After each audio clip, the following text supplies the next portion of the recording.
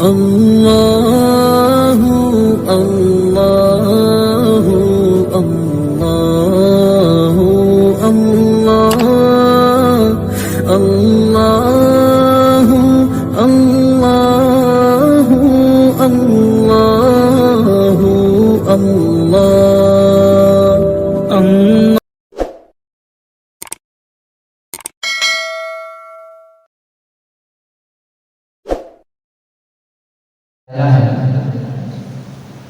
وہی اس فتنے سے بچاؤ کا سامان بھی آپ صلی اللہ علیہ وسلم نے سورہ کہف کی صورت میں ہم سب کو تعلیم فرمایا ہے۔ اس وقت آپ کے سامنے جو آیت کریمہ پڑھی گئی وہ سورہ کہف ہی سے تعلق رکھنے والی آیت ہے۔ سوال پیدا ہوتا ہے کہ حضرت نبی اکرم صلی اللہ علیہ وسلم نے دجال کے فتنے سے حفاظت کے لیے سورہ کہف ہی کو کیوں یاد رکھایا؟ قرآن کریم کی بہت ساری سورتیں ہیں، ان میں سے کسی بھی سورت کو چوز کیا جا سکتا تھا، لیکن آخر سورہ کہف کی کیا اسپیشلٹی ہے جس کی وجہ سے نبی اکرم صلی اللہ علیہ وسلم نے اسی کو منتخب کیا؟ تو اس کی ایک وجہ تو یہی ہے کہ اللہ تبارک و تعالیٰ کی طرف سے یہ حکم ہے کہ ہم نے سورہ کہف کے اندر یہ تاثیر رکھی ہے، یہ اثر کارکہ رکھی ہے۔ اور دوسری بڑی وجہ یہ ہے کہ سورہ کہف میں جو مضمون اللہ تبارک و تعالیٰ نے بیان کیا ہے، جو واقعات ذکر کیے ہیں، ان واقعات کے اندر وہ تعلیم ہے، ان واقعات کے اندر ہدایت کا وہ سامان ہے جس کو سامنے رکھ کر قوم کا ہر فرد دجال کے آنے سے پہلے اپنے دین و ایمان کی حفاظت کا سامان کر سکتا ہے۔ میرے بزرگوں، سورہ کہف کی یہ آیت جو اس وقت آپ کے سامنے پڑھی گئی کہ وَرَبَطْنَا عَلَىٰ قُلُوبِهِمْ إِذْ قَامُوا، یہ خاص واقعے کی طرف اشارہ کرتی ہے کہ کچھ نوجوان تھے اور ان نوجوانوں نے یہ محسوس کیا کہ ہم جس ایٹماسفیئر میں زندگی گزار رہے ہیں وہ کسی مسلمان کے لیے، کسی ایسے شخص کے لیے جو اپنے ایمان کو بچانا چاہتا ہے، اس کے لیے یہ ایٹماسفیئر بالکل سوٹیبل نہیں ہے، ہمارے ایمان کے ساتھ، ہمارے دین کے ساتھ بالکل سوسنگت نہیں ہے۔ تو پھر انہوں نے اپنے دین و ایمان کو بچانے کے لیے مشورے کے ذریعے سے یہ طے کی کہ ہم اس بستی کو چھوڑ کر باہر چلے جاتے ہیں، اور وہ باہر جا کر ایک غار کے اندر سو گئے۔ پھر 300 سال تک ان کو سلائے دیے جانے کا واقعہ پیش آیا جو قیامت پر لوگ سورہ کہف کی صورت میں پڑھتے رہے۔ اسی چھوٹے سے واقعے کے اندر ہم سب کے لیے نبی اکرم صلی اللہ علیہ وسلم نے فتنہ دجال سے بچاؤ کے لیے سورہ کہف پڑھنے کی ترغیب دے کر اس فتنے سے حفاظت کا جو سامان اس سورت کی روشنی میں ہم سب کو عطا کرنا چاہا ہے وہ یہ ہے کہ اس واقعے میں جو مرکزی پیغام ہے وہ پہلے نمبر کے طور پر یہ دیا جا سکتا ہے کہ جس طریقے سے وہ نوجوان ایک ایسے واقعہ میں زندگی گزار رہے تھے جہاں ان کے لیے اپنا ایمان بچانا مشکل ہو گیا ہے، تو اسی طریقے سے قرب قیامت اس طرح کے حالات پیش آئیں گے کہ ان حالات کے اندر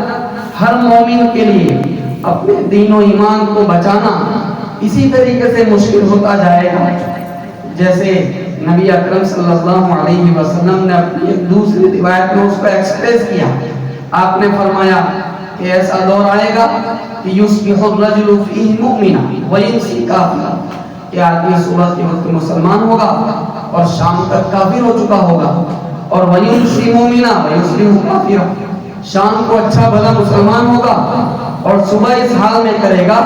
کہ وہ کفر کی آغوش میں پنپ لے چکا ہوگا۔ میرے دوستو، آپ صلی اللہ علیہ وسلم نے جو بات ارشاد فرمائی تھی، اس ملک میں ہم لوگ رہتے ہیں، اس ملک میں ہم نے ایک دور ایسا گزارا کہ پورے ملک میں اگر کہیں کوئی ارتداد کا واقعہ پیش آتا تھا، ارتداد یعنی ناستکتا، اپنے دین کو چھوڑ دینا، یہ واقعہ اگر ملک کے کسی کونے میں پیش آتا تھا، وہ ٹاک آف دی ٹاؤن نہیں، وہ ٹاک آف دی کنٹری ہوتا تھا، یعنی پورے ملک میں اس کی وجہ سے بے چینی کی لہر دوڑ جاتی تھی۔ لوگ تعجب کرتے تھے کہ ایسا بھی کہیں ہو سکتا ہے کہ کوئی بندہ اپنا ایمان چھوڑ دے، کوئی شخص اپنا دین چھوڑ دے۔ لیکن ہم دیکھ رہے ہیں کہ پھر اس طرح کے واقعات میں اتنی کثرت سے اضافہ ہوا اور ہوتا چلا جا رہا ہے کہ پورے سروے ہمارے سامنے آ رہے ہیں کہ اس شہر میں اتنے لوگ مرتد ہو گئے، فلاں شہر میں اتنی عورتیں مرتد ہو گئیں۔ خاص طور پر ہمارے کالج کے اندر جو لڑکے اور لڑکیاں ہیں وہ اس فتنے کا زیادہ شکار ہیں۔ تو گویا نبی اکرم صلی اللہ علیہ وسلم نے جو بات ارشاد فرمائی تھی کہ صبح ایک شخص مومن ہوگا اور شام کو کافر ہو جائے گا، وہ ہم اپنی نگاہوں سے دیکھ رہے ہیں کہ کس طریقے سے لوگ دین کے سرکل سے بڑی تیزی کے ساتھ باہر نکلتے چلے جا رہے ہیں۔ تو یہاں پر آپ صلی اللہ علیہ وسلم یہ فرمانا چاہتے ہیں کہ اگر کسی سماج میں، کسی قوم کے اندر لوگ اس طرح کی ناستکتا اور اس طرح کا ارتداد پیش آنے کے باوجود چین کی نیند سوتے رہیں تو وہ دن دور نہیں ہے جب وہ ارتداد اور وہ ناستکتا کا سیلاب ان کے گھر پر بھی دستک دے گا۔ کوئی اس سلسلے میں مطمئن نہیں ہو سکتا۔ فیمینزم کی تحریک چلتی ہے، آپ جانتے ہیں کہ فیمینزم کیا ہے؟ ہمارے ہوش اڑ جائیں گے جب ہمیں یہ اطلاع ہوگی کہ فیمینزم کیا کہتا ہے۔ فیمینزم کی تحریک موومنٹ یہ کہتی ہے کہ جینڈر کی بنیاد پر مرد اور عورت کے درمیان کوئی پارٹیشن نہ کیا جائے۔ جس طریقے سے مرد نماز پڑھا سکتا ہے، عورت کو نہیں پڑھا سکتی، مرد خطبہ دے سکتا ہے، عورت کو نہیں دے سکتی، مرد طلاق دے سکتا ہے، عورت کیوں نہیں دے سکتی، مرد جمعہ پڑھا سکتا ہے، وہ کہتے ہیں عورت کیوں نہیں پڑھا سکتی، مرد کو میراث کے اندر جو ملتا ہے عورت کو اس کا ایکول ملنا چاہیے۔ یہ ہے فیمینزم کہ جینڈر کی بنیاد پر زندگی کے کسی بھی ڈپارٹمنٹ میں عورت کے ساتھ بھید بھاؤ نہ کیا جائے، پارٹیشن نہ کیا جائے۔ اب آپ کو حیرت ہوگی کہ اسی فیمینزم کا جھنڈا لے کر آپ سورت چلے جائیں، احمد آباد چلے جائیں، مسلمان عورتیں کالج یونیورسٹی میں پڑھنے والی مسلمان لڑکیاں ہیں جو فیمینزم کی موومنٹ کی ایکٹیو کارکن ہیں، اس کے ساتھ جڑی ہوئی ہیں۔ اب جو عورت یہ کہتی ہے کہ میراث میں عورت کو اتنا ہی حصہ ملنا چاہیے جتنا مردوں کو ملتا ہے، تو اس کا سیدھا مطلب یہ ہوا کہ وہ قرآن کریم کی اس آیت کا انکار کرتی ہے جس میں یہ کہا جا رہا ہے کہ للذکر مثل حظ الانثیین، کہ عورت کا حصہ مرد کے مقابلے میں آدھا ہے۔ تو وہ قرآن کریم کی اس آیت کا انکار کر کے اسلام سے باہر چلی گئی۔ اب ایسی کتنی عورتیں، یہاں تک حالات ہیں، میں آپ کی خدمت میں کیا عرض کروں۔ ایک صاحب ایک مدرسے کے محتمم صاحب کے پاس آئے اور کہا کہ حضرت میں اپنے اس بیٹے کو فوری طور پر آپ کے مدرسے میں داخل کرنا چاہتا ہوں۔ انہوں نے کہا کہ ابھی تو نیو ایئر شروع بھی نہیں ہوا، آئندہ سال ابھی ایڈمیشن پروسیس ہوگی، آپ ابھی سے بھی داخل کریں گے؟ وہ کہہ رہے ہیں کہ میرا یہ بچہ پہلے بھی الٹی سیدھی باتیں کرتا تھا، میں اس پر توجہ نہیں دیتا تھا، لیکن اب یہ میرا بچہ اپنے گھر میں آ کر گھر کی عورتوں سے کہتا ہے کہ گھر میں جو ہم گوشت پکاتے ہیں، چکن پکاتے ہیں، یہ سب پکانا تم بند کر دو، اس لیے کہ یہ تو جیو ہتیا کے خلاف ہے، ان جانوروں کے اوپر ظلم ہے۔ اب یہ کانوینٹ اسکول میں پڑھنے والا بچہ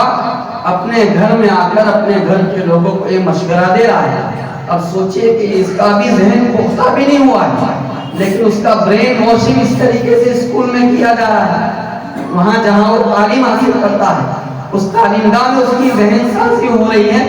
اب سوچئے کہ آگے چل کر اگر کوئی موومنٹ ایسی اٹھتی ہے جہاں جانوروں کے قتل کے اوپر، ان کے ذبح کرنے کے اوپر پابندی کا مطالبہ کیا جاتا ہے، اس بچے کا یہی مائنڈ سیٹ اب رہا تو آئندہ چل کر یہ لڑکا پلے کارڈ لے کر کھڑا ہو جائے گا اور کہے گا کہ جیو ہتیا کو۔ اب آپ اندازہ لگائیں کہ قرآن کریم کہتا ہے کہ بہت سارے جانور ایسے ہیں جو ہم نے تمہارے کھانے کے لیے پیدا کیے ہیں، जिनको तुम खाने के काम में लाते हो, इससे मेरे दोस्तों फैसला किया जा सकता है कि वो लड़का गोया के इनडायरेक्टली जीव हत्या की मुखालफत करके, उसका विरोध करके कुरान करीम की उन सारी आयतों का इनकार कर रहा है, और कुरान करीम की किसी एक आयत का इनकार करने से आदमी ईमान से बाहर चला जाता है। तो इस एंगल से जब सोसाइटी का एनालिसिस किया जाएगा, उसका अभ्यास किया जाएगा, तो एक बहुत बड़ी तादाद ऐसी निकल आएगी जो दायरे ईमान से या तो बाहर जा चुकी है या बिल्कुल बाहर जाने की कगार के ऊपर है। तो नास्तिकता या इर्तिदाद का फितना अपना काम करता रहेगा और पूरा समाज इस अजदहे की लपेट में आता चला जाएगा। मैं और आप अपने बारे में, अपनी आइंदा आने वाली जनरेशंस के बारे में बिल्कुल सेटिस्फाइड होकर नहीं बैठ सकते। कुरान करीम यहाँ ये कहना चाहता है कि उस इर्तिदाद से बचाने के लिए, अपने आप को उस मुशरिकाना एटमॉस्फेयर से प्रोटेक्टेड रखने के लिए उन नौजवानों ने क्या किया? कुरान कहता है कि वरबतना अला कुलूबिहिम इज़ क़ामू, हमने उनके दिलों को मजबूत कर दिया तब जबकि वो उठ खड़े हुए, जबकि वो उठ खड़े हुए। कहना क्या चाहता है कुरान? कुरान ये कहना चाहता है कि कोई भी सोसाइटी, कोई भी समाज जो इस तरह अपने दीनी स्ट्रक्चर के ऊपर किसी फितने को फेस कर रही है, किसी फितने का मुकाबला कर रही है, अगर उसके अंदर उस फितने से बचाव का और उस मुसीबत से अपने आप को निजात दिलाने का हौसला नहीं है, जिगर नहीं है, पावर नहीं है, कोई खेवना नहीं है, कोई धगस नहीं है, कोई आज़्म नहीं है, कोई पुख्ता इरादा नहीं है, तो दुनिया की कोई ताकत उस कौम को इर्तिदाद और नास्तिकता के फितने से नहीं बचा सकती। उन नौजवानों की जो हिफाजत कर ली गई, तो कुरान कहता है कि वो कोई करामत नहीं थी। इज़ क़ामू, वो पहले उठ खड़े हुए, उन्होंने डिसाइड किया कि हमें इस करंट सिचुएशन के ऊपर राजी नहीं रहना है, हमें इससे बाहर निकलना है, इस कियोस से अपने आप को निकालना है, अपनी कौम को निकालना है, अपनी कम्युनिटी को निकालना है। इस आज़म के साथ जब वो मैदान में आए, तो फिर अल्लाह तबारक व तआला फरमाते हैं कि वरबतना अला कुलूबिहिम, उनके इस आज़म और उनके इस हौसले के नतीजे में हमने उनके दिलों पर गिरह बांध ली, हमने उनके दिलों को मजबूत कर लिया। और यहाँ ये बात भी काबिले जिक्र है कि यहाँ किसी और का तज़किरा नहीं किया कुरान में, रेफरेंस जिसका दिया जा रहा है वो नौजवानों का दिया जा रहा है, और उसके जरिए से जो पैगाम कन्वे किया जा रहा है, वो पैगाम ये कन्वे किया जा रहा है कि किसी भी गिरी पड़ी सोसाइटी को क्योस से, जवाल से, अधोगति से अगर कोई बाहर ला सकता है, किसी के अंदर अगर ये टॉनिक है, किसी के अंदर अगर ये सलाहियत है, तो वो उस कौम का क्रीम होता है, वो उस कौम का नौजवान होता है, जो उस सोसाइटी को, जो उस कम्युनिटी को उस बुरी सिचुएशन से बाहर ला सकता है। खुदा ना खास्ता अगर किसी कौम के नौजवान गफलत की नींद सो जाएं, ऐश के हवाले हो जाएं, और जिंदगी का जो मोटो है, जिंदगी का जो एम है,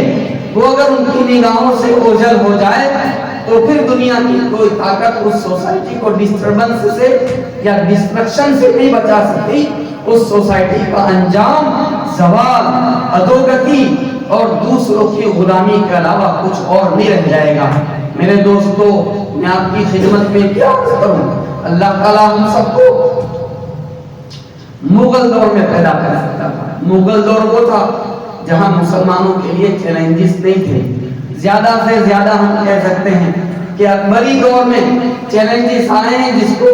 हजरत मुजद्दिद अल-फ़सानी रहमतुल्लाह अलैह ने फेस किया, वरना मुगल दौर में सूरत तुलू होता था, हमारी बादशाहत थी और कई सदियां हमने इस मुल्क में ऐसी गुजारी। अल्लाह ताला हमें उस दौर में भी पैदा कर सकता था। वो आराम का दौर था, वो परेशानियों का दौर नहीं था, लेकिन इस जमाने में हमको पैदा किया जाना, जबकि ये एक चैलेंजिंग दौर है, इस दौर में हमको पैदा किया जाना जहां हमें परेशान करना है, ہمارے آئندہ آنے والے فیوچر پر سوالیہ نشان لگاتا ہے. وہی میرے دوستو اس دور میں پیدا کیا جانا یہ اللہ تبارک و تعالیٰ کی تقدیر ہے, یہ اللہ تعالیٰ کا فیصلہ ہے, اور اس بات کی علامت ہے کہ اس وقت کلیکٹیولی مسلم کمیونٹی کو باہر نکالنے کے لیے, اس کو ایک بہتر پوزیشن تک لے جانے کے لیے, آئندہ جنریشنز کو ایک اچھا فیوچر دینے کے لیے جن صلاحیتوں کی ضرورت ہے, جن کیپیبلٹیز کی ضرورت ہے, جس محنت کی ضرورت ہے, وہ ساری کی ساری سمرتھتا, وہ ساری کیپیبلٹیز اور وہ ساری قوت, وہ مین پاور, وہ منی پاور اللہ تبارک و تعالیٰ نے ہم کو عطا فرمایا ہے. اسی لیے اللہ تعالیٰ نے ہم سب کو اس دور میں پیدا کیا ہے. ہمیں خوش ہونا چاہیے کہ ہم زندگی کے امتحان میں ایک مشکل ایگزام پیپر کے قابل سمجھے گئے. ہم اس دور میں بھی پیدا کیے جا سکتے تھے جب ہماری بادشاہت تھی, لیکن اس دور میں پیدا کر کے اللہ تعالیٰ نے اپنے ایک مشن کو ہمارے ذریعے سے پورا کرنا چاہا ہے. اب فیصلہ ہمیں کرنا ہے کہ ہمیں اس خدائی مشن میں ایک ایکٹیو ٹول کے طور پر استعمال ہونا ہے, ایک ایکٹیو ٹول کے طور پر یوز ہونا ہے, یا پھر اپنے ہاتھ پر ہاتھ دھرے بیٹھے رہنا ہے اور اپنی قوم کی موت کا تماشا اپنی نگاہوں سے دیکھتے رہنا ہے. میرے دوستو, دنیا میں جو دوسری کمیونٹی زندگی گزار رہی ہے, ایک بہت بڑے اسکالر ہیں مولانا عتیق صاحب بستوی, وہ کہتے ہیں کہ میرا امریکہ جانا ہوا تو امریکہ میں وہاں عیسائیت کی پریچنگ کے لیے جن نوجوانوں کو, لڑکوں کو, لڑکیوں کو تیار کیا جاتا ہے, اس سینٹر میں میرا جانا ہوا. تو وہ کہتے ہیں کہ میں نے وہاں دیکھا کہ کالج یونیورسٹی میں پڑھنے والے ان نوجوانوں کو اس طریقے سے تیار کیا جاتا ہے کہ ان کو افریقہ کے جنگلوں میں بھیج دیا جائے, جہاں پانی ڈھلتا نہیں, جہاں بجلی نہیں, جہاں اے سی نہیں, اور زندگی کی بنیادی سہولتیں بھی جہاں فروخت نہیں ہے. حالانکہ یہ سب ایڈوانس کلچر میں زندگی گزارنے والے لوگ ہیں, لیکن اس کے باوجود وہ نوجوان لڑکے لڑکیاں ان جنگلوں میں پہنچتے ہیں اور پورے علاقوں کو عیسائیت کے اندر کنورٹ کر دیتے ہیں. زیادہ دور جانے کی ضرورت نہیں ہے, خود ہمارے ملک میں انڈمان کا علاقہ دیکھیں, اسی طریقے سے تریپورا ہے, ناگالینڈ ہے, یہ وہ علاقے ہیں, درگم وستار ہے, جنگل وستار ہے, جہاں جانا اپنی موت کو دعوت دینا تھا. عیسائی مبلغین ان علاقوں کے اندر پہنچے, وہاں کے لوگ کسی زمانے میں تیر کے ذریعے سے ان کو شکار کرتے تھے, مارتے تھے ان کو. کتنے آدمی ان کے کام آ گئے, مر گئے, لیکن انہوں نے اپنے مشن کو جاری رکھا. آج آپ دیکھ سکتے ہیں کہ تریپورا اور ناگالینڈ کی جو میجورٹی ہے وہ کرسچن ہے. وہ اپنا نقلی مال مارکیٹ کے اندر کھپا رہے ہیں, اور جس کے پاس اصلی مال ہے,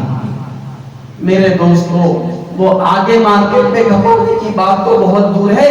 اس کی تو کیپٹل ضائع ہو رہی ہے, موڈی ضائع ہو رہی ہے. اس لیے آج جمعہ کی اس مجلس میں مجھے اور آپ کو فیصلہ کرنا ہوگا کہ ہمیں زندگی کس طرز کے اوپر گزارنی ہے. وہ ایڈوانس کلچر میں رہنے والے لوگ لیکن اپنے آپ کو مجاہدے کا ایسا پابند بنایا کہ ان درگم اور جنگلی وستاروں کے اندر جا کر اپنی عیسائیت کو پھیلا رہے ہیں, کرسچینٹی کو پھیلا رہے ہیں. بارباڈوس میں ہمارے ایک دوست رہتے تھے, وہ کہتے ہیں, ہمارے گاؤں کے تھے, وہ کہتے ہیں کہ ایک عیسائی لڑکا اور ایک عیسائی لڑکی, نوجوان دونوں, وہ جس کمرے میں میں رہتا تھا اس کمرے پر آ کر انہوں نے دستک دی, اور میں جب باہر نکلا دونوں کے ہاتھ میں بائبل تھی, اور دونوں میری تشکیل کرنے کہ تم عیسیٰ علیہ السلام کو اللہ کا بیٹا مان لو, آپ کے لیے جنت کنفرم ہو جائے گی. یعنی میں مسلمان ہوں اور وہ مجھے آ کر عیسائیت کی دعوت دے رہا. اس لیے آج ہمیں فیصلہ کرنا ہوگا کہ ہمیں اپنی جنریشن کو فیوچر کیسا دینا ہے, کس حال میں ہم ان کے مستقبل کو دیکھنا چاہتے ہیں. ورنہ بالکل مطمئن ہو کر نہ بیٹھیں کہ کسی شہر میں کوئی مرتد ہو گیا, کوئی ناستک ہو گیا, ان کی بلا سے وہ جانے نہیں. اگر میں اپنے گھر میں رہتے ہوئے اس کی فکر نہیں کرتا ہوں, یہ ریل آ کر میرے گھر آئے گا, اور یہ فتنہ کل میرے گھر کے اوپر دستک دے سکتا ہے. اللہ